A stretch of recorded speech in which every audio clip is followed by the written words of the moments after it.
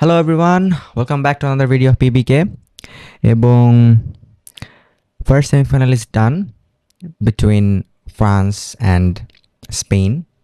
তো coming into this match আমি always prediction করছিলাম যে France may beat Spain, but জিনিসটা হচ্ছে যে today I mean obviously match তো রাত্রেই হয়েছে, বাট আজকে স্পেন এটাই শিখাইছে যে never underestimate your opponent no matter who you R.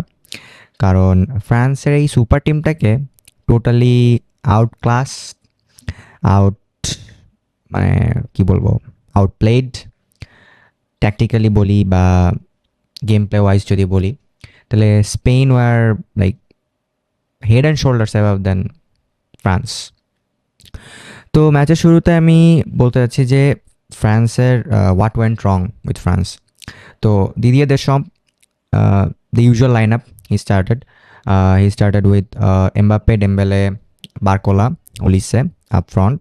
Then he started Rabiot and say Chouameni in the midfield, and the defense backline was the same with Saliba, Upamecano, Kunde and Luka Digne.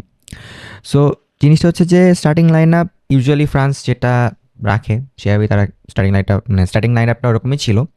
But জিনিসটা হচ্ছে যে tactically আজকে যে দেশমের অ্যাপ্রোচটা ছিল আমার মনে হয় সেখানে একটু জাজমেন্ট এরর হয়েছে। কারণ ইউ আর প্লেয়িং লং বলসে তুমি খেলতেছো এগেইনস্ট স্পেন, যেখানে তোমার এরিয়াল ডুয়েল জেতার মতো আপফ্রন্ট প্লেয়ারই নাই। এরিয়াল ডুয়েল কে জিতবে? এমবাপ্পে জিতবে, ডেম্বেলে জিতবে, নাকি ওলিসে, বার্কোলা এরা জিতবে?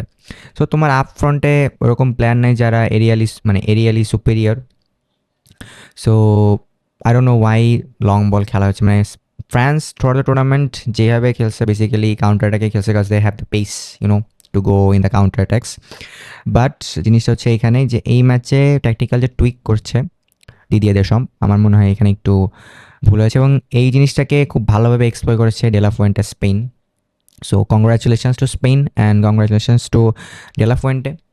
এখন ফ্রান্স এইখানে বলা যায় এই ম্যাচে পাত্তাই পায়নি। It was a one sided ম্যাচ। স্কোর লাইন হয়তো 2-0, বাট 2-0 স্কোর লাইন এই ম্যাচটাকে জাস্টিফাই করে না। The way Spain dominated this match through out the game.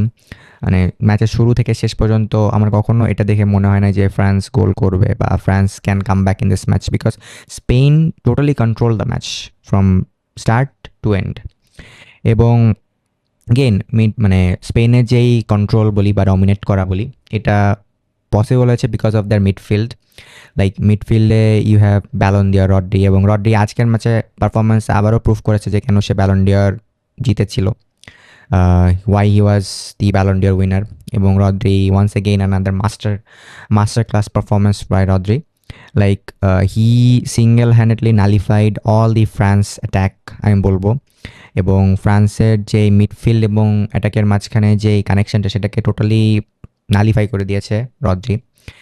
এবং রদ্রির পাশাপাশি আরেকজন মিডফিল্ডারকে বলা যায় যে he really stepped up a lot, সেটা হচ্ছে ফ্যাবিয়ান রুইজ।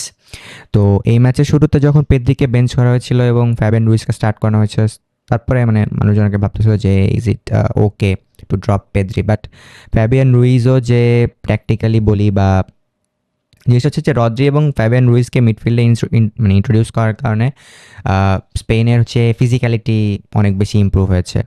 এবং পেদ্রি হচ্ছে বলা যায় যে হ্যাঁ tactically he is very good, technically he is very টেকনিক্যালিটির দিক থেকে পেদ্রি হচ্ছে obviously one of the best midfielders in the world. But against France, যেখানে অপোনেন্টে এমবাপ্পে, ওলিসে, ডেম্বেলে, বার্কোলার মতো অ্যাটাকার রয়েছে, সেখানে তোমার টেকনিক্যালির পাশাপাশি you need physicality as well. So এই ফিজিক্যালিটিটা প্রোভাইড করেছে ফ্যাবিয়ান রুইজ, এবং রদ্রি এবং ফ্যাবিয়ান রুইজের পাশাপাশি ড্যানিয়েল মো মিডফিল্ডে ছিল। So it was always like 3v2 in the midfield. এবং আরেকটা জিনিস আমার কাছে খুব বদারসাম ছিল যে পুরো টুর্নামেন্টের majority of the tournament Deschamps ওলিসেকে নাম্বার 10 হিসাবে খেলিয়েছেন। সো এই ম্যাচের আমি জানি না কেন ওলিসেকে নাম্বার 10 থেকে শিফট করে রাইট উইংয়ের পজিশনে খেলানো হলো, ডেম্বেলেকে কেন মিডলে খেলানো হলো। সো আই থিঙ্ক এখানে একটু ইস্যু হয়েছে, কারণ Olise through out the match আমি প্রচুর পরিমাণে সে বল লুজ করেছে এবং বল মিস পাস যদি বলি ওলিসের দিক থেকে। ওলিসের খেলা দেখে আমার ওটাই মনে হচ্ছিল যে পিএসজি এবং বায়ার্নের যে চ্যাম্পিয়ন্স লিগের সেমিফাইনালের দ্বিতীয় লেগ ছিল, সেইখানে ওলিসের যে পারফরমেন্স ছিল অনেকটা আমার কাছে ওরকম পারফরমেন্স লেগেছে। বিকজ ওলিসের performance was very bad in this match. Just Olise না, আই উড সে যে পুরা ফ্রান্স টিমেরই performance was very underwhelming throughout the match. Because ফ্রান্সে কোনো কিছু করার সুযোগই দেয় না স্পেন। মানে স্পেন এমনভাবে ম্যাচটাকে কন্ট্রোল করেছে যে ফ্রান্স কুডেন্ট ব্রিথ। এবং ওইটাই ম্যাচের কথা যদি বলি যে ফার্স্ট যে পেনাল্টি ইনসিডেন্ট ছিল, সেটা obviously it is a stone wall penalty, সেখানে কোনো ডাউট নাই। কারণ লুকা ডি নিয়ে মানে হোক সেটা ইন্টেনশনাল হোক আনইনটেনশনাল হোক, you can not kick your opponent attacker inside the box. So I think that was a very clever move by ইয়ামালের ব্রিলিয়ান্স থেকে হচ্ছে ফার্স্ট পেনাল্টিটা আসে এবং সেই পেনাল্টিটা থেকে ওরিয়ারজাবাল খুব দুর্দান্ত একটা ফিনিশ করে।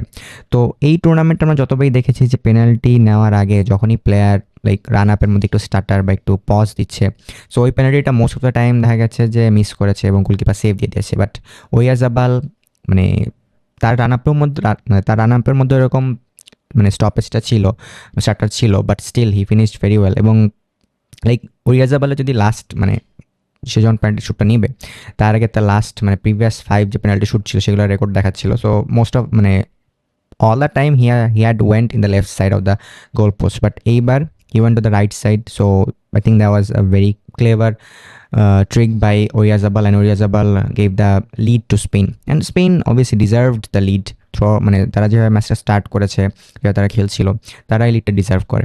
এবং ফ্রান্স আমার মানে কোনো মোমেন্টে আমার মনে হয় না যে ফ্রান্স এই ম্যাচে গোল দিবে বা গোল দেওয়ার মতো এরকম কোনো থ্রেট ফ্রান্স ক্রিয়েট করেছে। বাট একটা দুটো যে হালকা পাতলা থ্রেট ছিল সেগুলো হচ্ছে মানে স্পেনের যে ডিফেন্সের কথা বলতেই হয় যে Pau Cubarsi, I think he has been মানে one of the best if not the best centre backs in this world cup. এবং এই ওয়ার্ল্ড কাপ শেষে যদি স্পেন ওয়ার্ল্ড কাপ জিতে বা যদি নাও জিতে, তারপর আমার মনে হয় যে best young player of the tournament যে অ্যাওয়ার্ডটা দেওয়া হয় সেটা আমার মনে হয় না পাও কুবার্সি চাইতে আর কোনো মানে আর কেউ আছে ওয়েল ডিজার্ভিং। তো এই হচ্ছে ডিফেন্সের পাশাপাশি আরেকজনকে একটু প্রশংসা করতে হয়, সেটা হচ্ছে Unai Simon.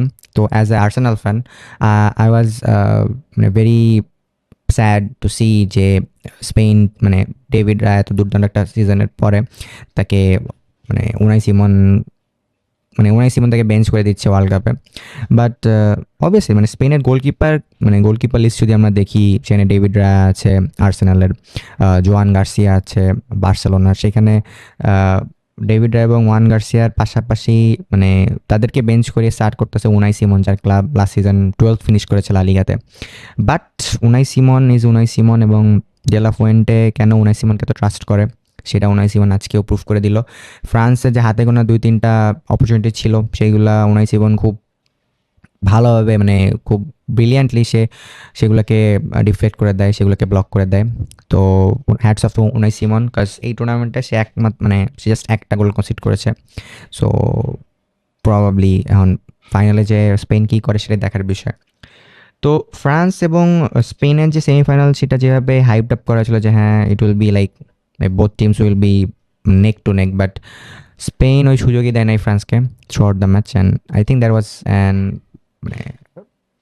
if you watch this game as a neutral fan, I would say যে kind of boring, because একটা টিমই হচ্ছে ফুটবল খেলতেছে আর একটা টিম একদম পাত্তা পাচ্ছে না।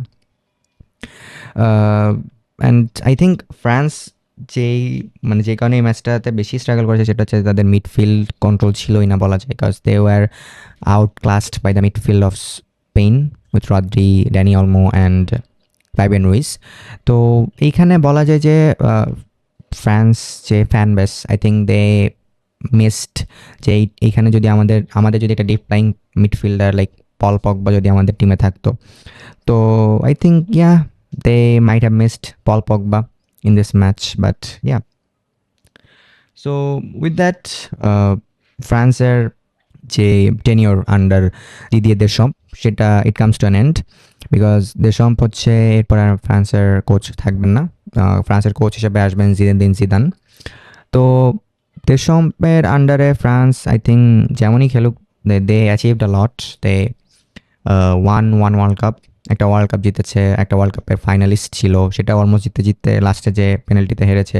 এবং এই ওয়ার্ল্ড কাপও তারা semifinalist, probably third place finish করতে পারে। তো I think France under Didier Deschamps has like achieved a lot and সবাই ভাবছিল যে দেশম যদি আরেকটা ওয়ার্ল্ড কাপ জিতাতে পারে ফ্রান্সকে, he will be immortalised. But if মানে ইমর্টালাইজ না হলেও I think he will go down as one of the best managers international football wise যদি বলি। Because as a player world cup জেতা, then as a coach world cup জেতা, I think that it's an huge achievement for Didier Deschamps. And দেখা যাক France Zinedine জিদানের আন্ডারে কেমন করে সামনে, সেটাই দেখার বিষয়। তো এই ছিল হচ্ছে ফ্রান্স এবং স্পেনের সেমিফাইনাল একটা রিভিউ। তো আজকের ম্যাচে আজকে রাতে হবে হচ্ছে second semifinal, England versus Argentina. দেখা যাক মানে স্পেনকে কে থামাইতে পারে, কাজ এই টুর্নামেন্টের শুরু থেকে এই কোয়েশ্চেন ছিল সবার যে কে ফ্রান্সকে থামাবে, এবং ফ্রান্সকে থামিয়েছে সেই স্পেনই। এবং Spain has been the kryptonite two France, সেটা আমি বলি ইউরোজ বলি, বা লাস্ট যে নেশনস লিগ হলো সেখানে বলি, বা এই ওয়ার্ল্ড কাপের semifinal, each and every time France got outclassed, bullied, schooled by Spain. So এই স্পেন নামের যেই আমি বলবো যে ক্রিপ্টোনাইট, সেটাকে ফ্রান্স এখনও ভাঙতে পারেনি। সো দেখা যাক ভবিষ্যতে ভাঙতে পারে কিনা। তো দেখা যাক যে স্পেনকে সঙ্গ কে দেয় ফাইনালে, এটা কি ইংল্যান্ড হবে না আর্জেন্টিনা হবে, এটা আমরা আজকে রাতে দেখতে পারবো। সো ইয়া, আই হোপ যে এই সেমিফাইনালটা will be more enjoyable than the first one. And yeah, I think that's it for today's video. And video ভালো লাগলে লাইক করবেন, আপনার অপিনিয়ন কমেন্টে জানাতে পারেন। And what's your thought on Zinedine Zidane as the next French team coach.